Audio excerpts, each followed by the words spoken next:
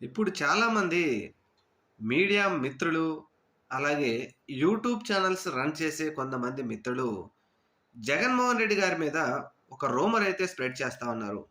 అదేంటి అంటే, జగన్మోహన్ రెడ్డి గారు మొండితనం ఇప్పుడు లేదు అని. యాక్చువల్‌గా జగన్మోహన్ రెడ్డి గారు ఆ మొండితనంతోనే సోనియా గాంధీని ఎదుర్కొన్నారు, కాంగ్రెస్ పార్టీని ఎదుర్కొన్నారు, ఆయన సొంతంగా పార్టీ పెట్టుకున్నారు, ఆయన సొంతంగా 151 సీట్లతో అధికారంలోకొచ్చారు. మళ్ళీ 11 సీట్లకు గూడా పడిపోయాడు. అయితే ఈ మొండితనం ఇప్పుడు జగన్మోహన్ రెడ్డి గారిలో లేదు. భయపడుతున్నాడా అని. వాస్తవం అది గాదు. జగన్మోహన్ రెడ్డి గారి మొండితనం, ఆయన వ్యక్తిత్వం అలానే ఉంది.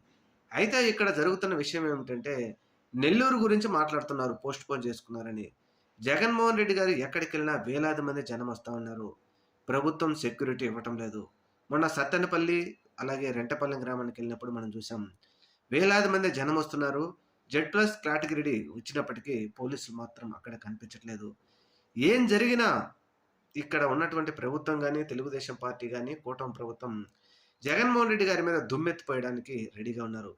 ఇటువంటి పరిస్థితులలో జగన్మోహన్ రెడ్డి గారు ప్రజల కోసం ఎక్కడికైనా వెళ్తున్నాడు, ఏదైనా చేస్తున్నాడు కానీ, మన వలన ప్రజలకు ఇబ్బంది కలగకూడదు అనే ఉద్దేశ్యంతోనే ఆయన కొంచెం ముందు వెనక ఆలోచిస్తున్నాడు. అంతే తప్ప జగన్మోహన్ రెడ్డి గారి మొండితనం, పట్టుదల, మడమ తిప్పని విషయం ఎక్కడికి పోలేదనేది మాత్రం యూట్యూబ్ ఛానెల్స్ గాని, మీడియా గాని తెలుసుకుంటే మంచిది.